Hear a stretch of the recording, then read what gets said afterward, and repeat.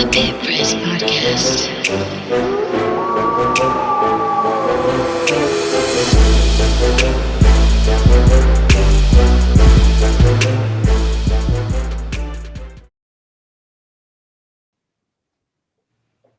All right, Ed, I don't have to say welcome to another episode of the Pit Press Podcast on this. I'm Ryan Tamori, your host, or one of your many hosts on the other show, and I'm only introducing this episode because we thought it would be a good idea to start talking high school basketball with how significant that game is in the land of enchantment in this state. So Eric Moulton, my business partner in this, Ed, who's been with us since the beginning, and now the other Nunez. God, now there's two of them. Nick, who, hey, everybody knows what a sartan is. Go Pius. I'm trying to think of a chant that they had. I just remember that. Do you remember that? The cheerleaders doing the. Anyway, I don't know if they did that when you were there. They did the hand clap, and it was like, make your free throw. Make your free throw or something. Anyway, God, I got to stop rambling. We decided to start this high school show, and I think a none better time, and this is, wouldn't normally say this. I think this is going to be a much quicker work in progress than what the Pit Press has become in that podcast. So it's going to be a high school basketball centric show here in New Mexico with Ed Nunez and Nick Nunez, father and son duo tag team, hosting the show. They don't just want to focus on the Metro, Albuquerque, Santa Fe, the surrounding areas, but the entire state. And hopefully during, baseball season and football season, they can bring you content with football coaches and football players around the state. So with that said, Ed, I hope that wasn't that bad. I now turn the tables to you to introduce to you Road to the Pit, a high school basketball journey. And you and Nick have the pleasure of hosting the show. And I don't even think I asked you this before, and we talk all the time, that you're actually doing this with your son. So I think it's very cool. But I may or may not join you guys all the time on this because all I do is talk in life on this show and then in my day job. But I'm very happy that you guys are doing this and where we've now come in a year, because now we are starting this show. So even though this is on record and we're recording, very happy to be here. I'm going to stop talking, and I'm going to throw it over to you, Mr. Ed Nunez. Well, Ryan, we appreciate it, and we're calling the show Road to the Pit, a high school basketball journey. And you mentioned that joining me in this endeavor is my son, play-by-play broadcaster for ProView Networks, also a producer for ProView Networks, and someone who's started out with me when he was 20 years old as far as broadcasting. He was on my first broadcast, and I'm proud to say that he's branched off into his own. Former coach at St. Pius, played with Damian Segura, has an outstanding knowledge of high school basketball and basketball in general. And our first guest, and we're glad to have him on, is Highland head coach Justin Woody, who's won a state title in 2021 with the Highland Hornets. The first time, actually 2022, the first time in 50 years Highland had won a state title. Coach, welcome to the show. Thank you guys so much for having me. It's an honor to be the first guest on this Road to the Pit podcast. And what a cool experience, Ed and Nick, for you guys to get to do this together. I know me and Ed were talking about it this morning, and to get to hang out with your dad and Ed, for you to hang out with your son and talk basketball. That's such a blessing. Yeah, it's funny. We've Coach, by the way, I'm sorry. Welcome to the show, son. I introduced you, but welcome to the show. We're glad to have you on.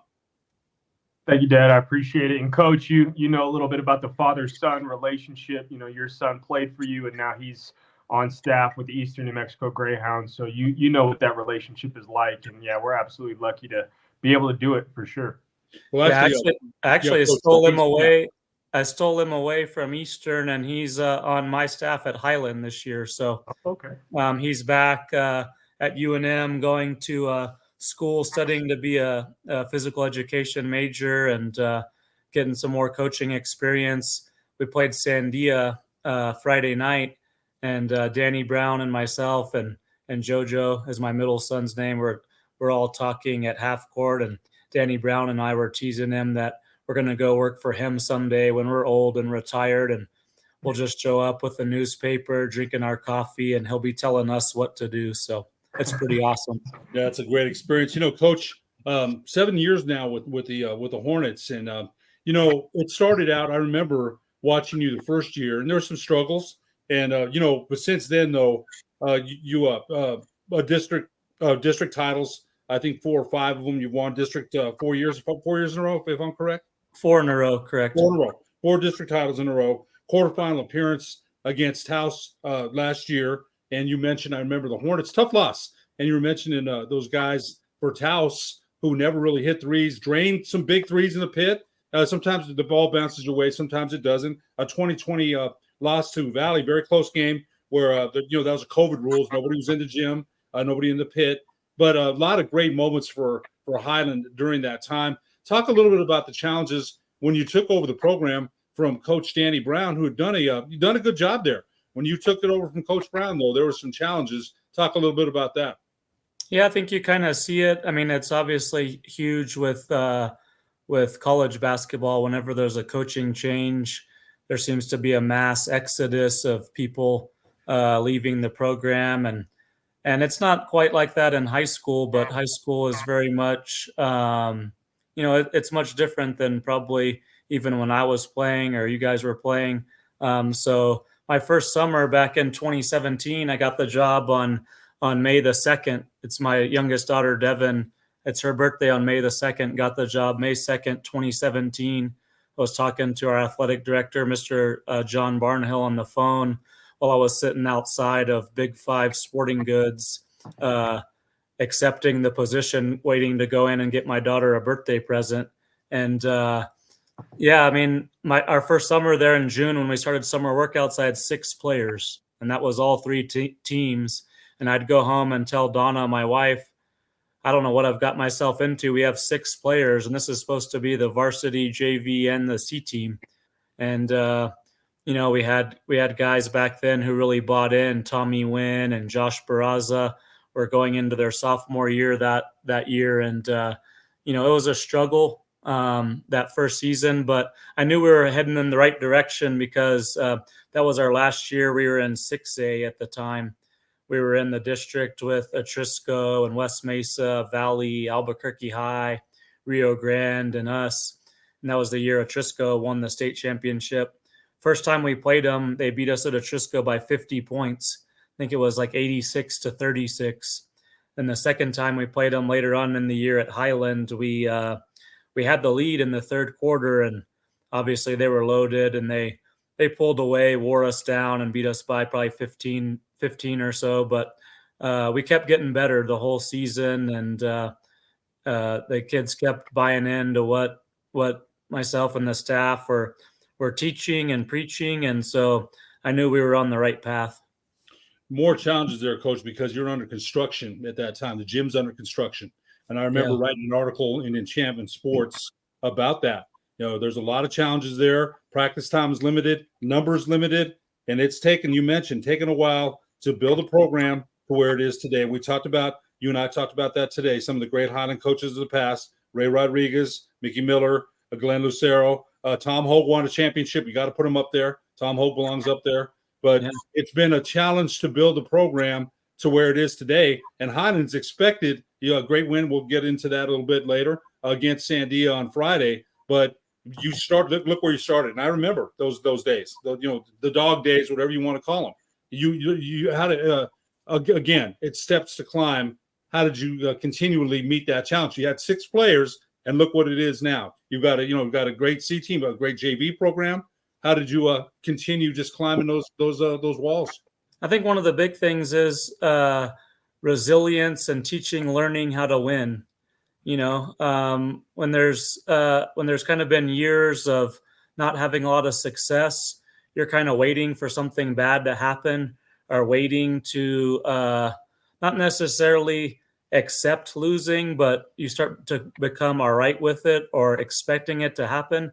And I think just preaching that, we're going to be the best possible people that we can every single day and compete. And we want to be great. I was never, an all-state player or any kind of, but I was smart. I knew what everyone was supposed to be doing. And I'd like to think that our teams kind of have that toughness of we're never out of the game, no matter what the score is. But it took a while to build that. You get down on yourselves when it's real easy to be a great person and be a great teammate. And when things are going well, can you be that person when things aren't going well and you're down and you're not hitting shots and you're not getting stops? So I think that's the biggest difference between 7 years ago and today. We know how to kind of battle back from that. Coach, wanted to kind of dovetail off that a little bit. I think you spoke to it from a philosophical standpoint, but from an X's and O's standpoint, just wanted to ask you how you've been able to sustain success. Obviously, your state championship in 2022, you had Jose Murillo, who dominated the class. Just nobody could stop him. Last year, you not a roster makeover. You had a lot of returners coming back, but a completely new style of play. You've just been able to sustain success with different personnel. Talk about how you've been able to do that, Coach. Thanks for mentioning that, Nick. I think I'd like to think that I'm kind of a players kind of coach. I feel like it's my job as their coach to put them in the situation to be the most successful. Figure out, we spend a lot of time together, 11 months a year now as high school basketball workouts, and all summer and fall leagues, and we have a basketball class at Highland where we see each other every day for 50 minutes from August to May.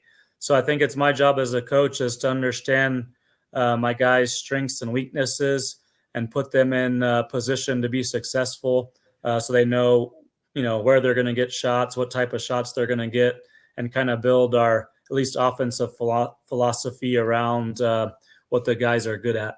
Yeah, and defensively, Coach, I think that, you guys have kind of had that identity, at least for the last couple of years. I had a couple of your guys' games last year. I mean, the intensity that you bring on the defensive side of the floor, I think kind of fuels your offense in a lot of ways, it seems like, Coach.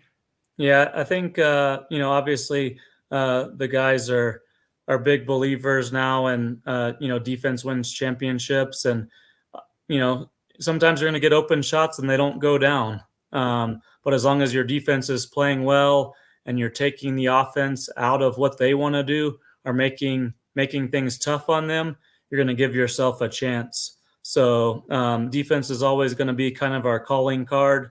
We're a pressure man-to-man defensive team, and we have to kind of modify that depending on our personnel. But this year we have basically a roster of 10 guards. So those 10 guys can kind of fly around and put pressure on you and hopefully disrupt your timing and what you want to do a little bit.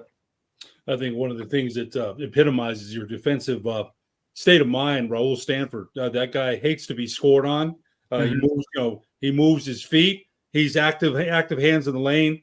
Takes the charges. He'll do whatever it takes. But I got to say this too, that you've had me out to practice. I'm, all confessions here. I'm a former Hornet, and I've gone to practice. You've had me out there, and I watched the way you teach. One of your kids said this to me last year, though, when we were in the circle. After we all get in the circle. I'm always glad that you include me in that. I'm honored that you include me in that.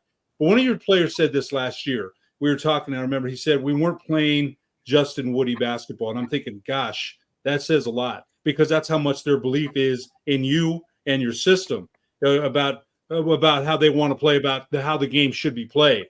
You mentioned that you're a player's coach. There's no doubt about it.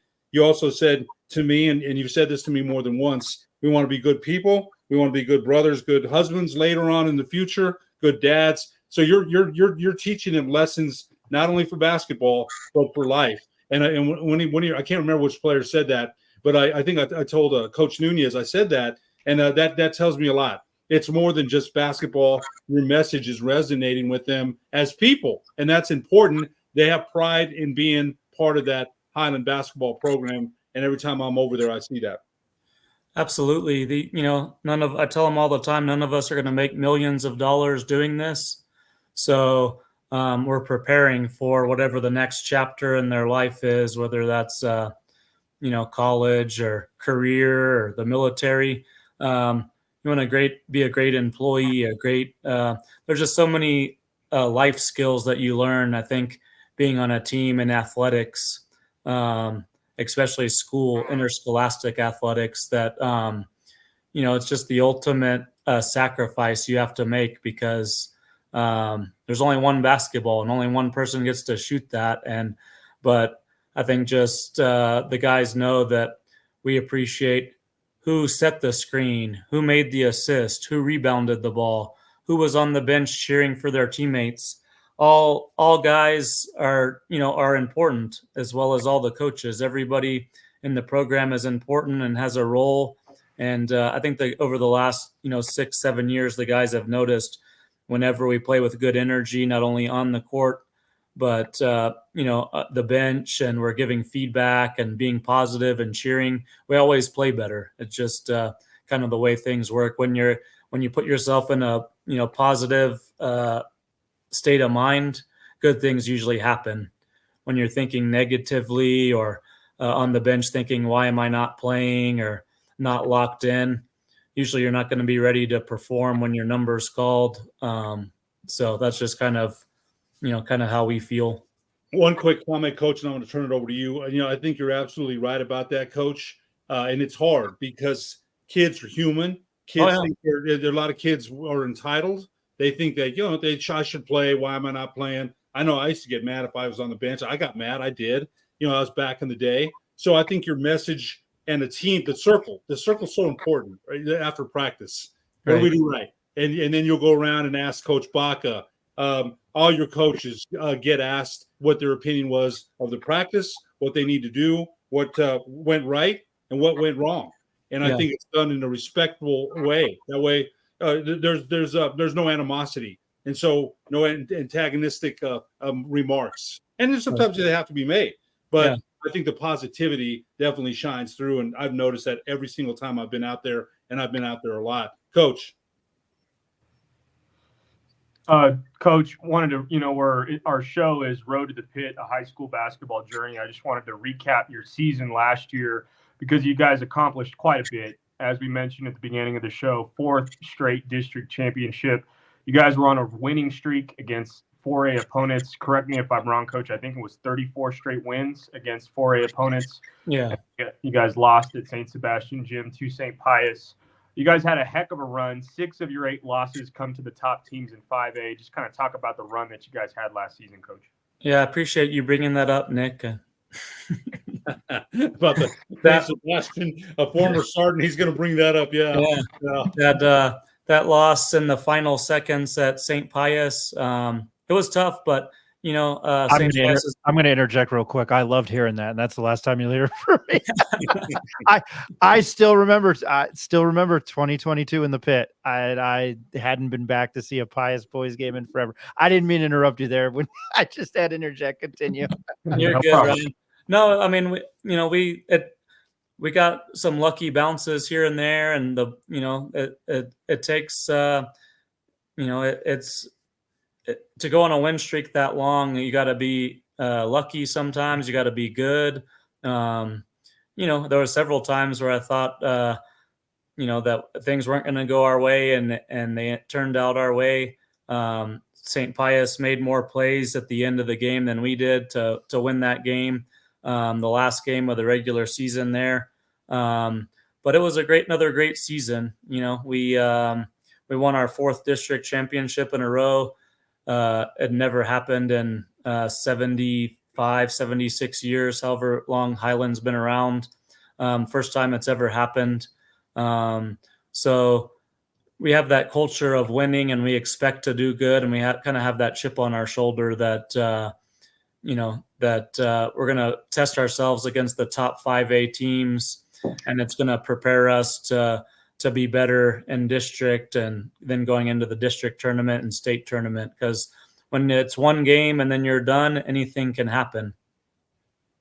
Definitely, Coach. And just some of the guys from that team, I think the catalyst was obviously Alexis Dominguez, an all-state, all-district player, but just talk about some of the guys from last year's team that have kind of carried over that culture that you've been talking about. Yeah, we've had a great run on guards here that, I've been very fortunate to coach the last several years. A lot of great guards who have not only been great basketball players, but they've carried on kind of our tradition and our being leaders and showing the younger kids kind of the way that things are done at Highland and within the basketball program. It started back with Tommy Wynn and Erasmo Carrion, and they kind of passed that torch on to JoJo. Our middle son played for us on that 2022 team. And then, he's kind of passed that on to Alexis and now this year, Raul. So we've had really good leadership from that point guard position, who are not only good basketball players, but really care about Highland and care about the teams after them continuing to be successful. Coach, I'm going to ask you about the Sandia game on Friday night, and I'm going to turn it over to Coach Nunez, who has the call tomorrow night at Valley with Coach Coleman. That's going to be a heck of a game, and I'm real excited for Coach. That's going to be a heck of a game. Jesus Licon, 41 points on Friday night. And 2 years ago, I was talking to you and Coach Barnhill about Jesus and special player. But you mentioned to me a chip, an edge. They got a chip on his shoulder. There's no question about it. And I mean that with all the good ones do. He does. What did he shoot at the free throw line last year? 86%, I believe. 86% around there. Heck of a player. Talk a little bit about last second shot. I saw the film. It's always great to get that first win. Now you move on. But talk to us a little bit about the game on Friday night. Well, it was a crazy game, just a tremendous atmosphere with the band and kind of, if you haven't been out to Highland, you need to get out there. What Mr. Barnhill and everybody has done, the David Montez, and with the videos and the big screens, and just they've made an unbelievable atmosphere that I believe is the best in high school basketball, just as far as watching a game. And then the game didn't disappoint. I actually saw Coach Coleman on Saturday at Valley.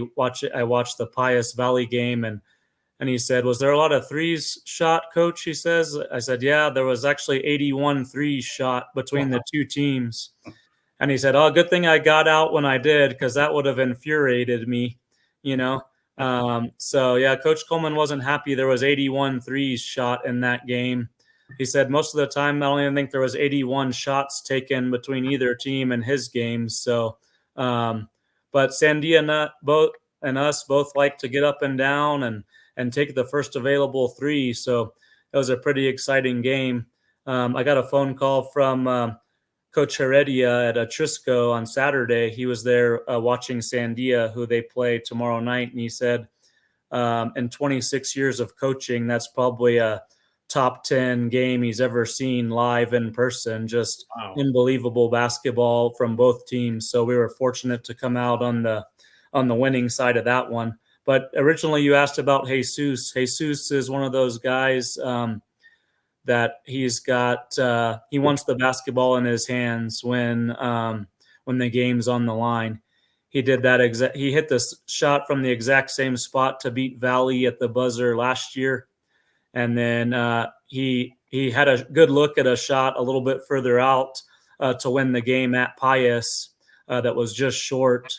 So he's a guy that we're comfortable with him taking that shot, whether he's covered or not, because he believes every shot he takes is going in.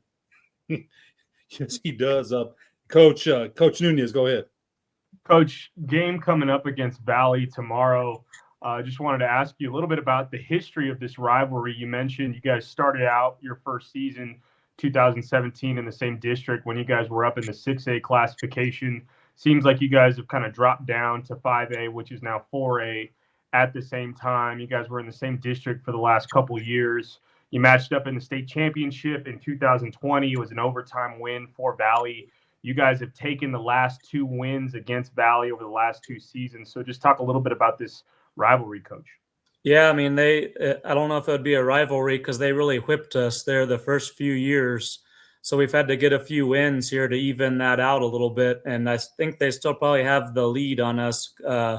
They whipped us pretty good when we were back in 6A a couple times. And then we both dropped down to what's now 4A. We're in that same district. And we kind of went back and forth. And then in 2020, we played each other 5 times that year. They beat us 4 of them. We beat them in the district championship game. And then then we played again for the state championship, and they beat us in overtime. So, we've had some unbelievable games. I think the crowds, whether it's played at Highland or Valley, have always been, kind of bigger crowds. And so it's a lot of fun.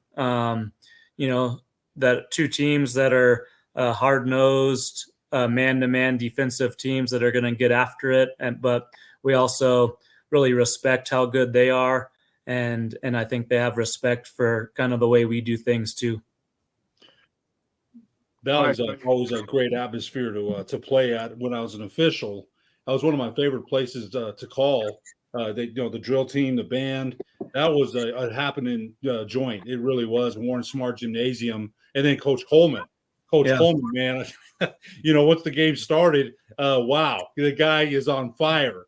So he'd let you. And I love Coach Coleman. We get along really well, and I'm glad he's working with Coach tomorrow. That's his home. He brings a lot, and 3-time state champion. I think people forget that he won 3 himself. A heck of a coach. Coach. One of the last things I want to ask you is, you don't have a lot of. You mentioned 10 guards this year. In your history, you had the best big man in Highland history in Jose Murillo, 40 points and 20 rebounds in the final against Del Norte in 2022. And Coach and I did that game. What a performance! That was a state record performance for points in a state tournament by Jose that year. Had 40 in the finals, 46 in the semis, I think 44 in the quarters, and like 36 in the first round. Incredible performance. Those are Wilt Chamberlain numbers, Coach. Yeah, unbelievable. He's Wilt Chamberlain of 4A basketball in New Mexico. The game plan was really difficult, guys. Throw the ball into Jose, or else you're coming out.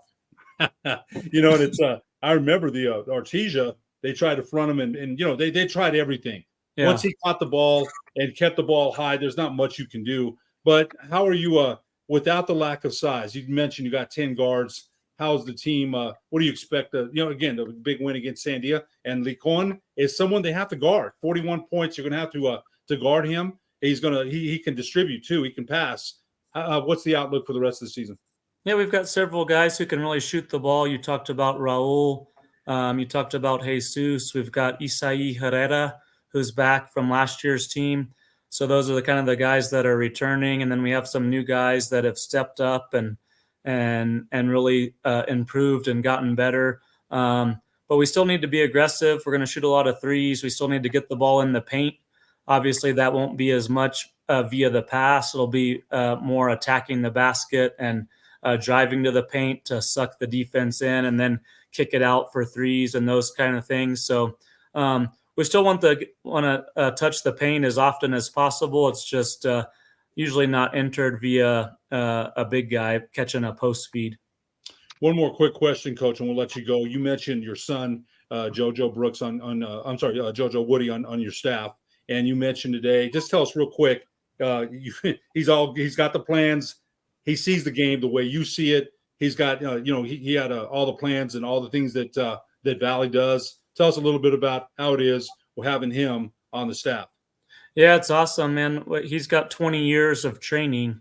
I would always bug my oldest son, Dustin, to join my staff. He's an incredible basketball mind, very talented at everything he does, but he's so busy with work, kind of like Nick, and he works at the credit union, and he's an artist, and so he's busy with his music and concerts and full-time job. So he hasn't been able to ever join my staff, but JoJo's kind of a basketball junkie.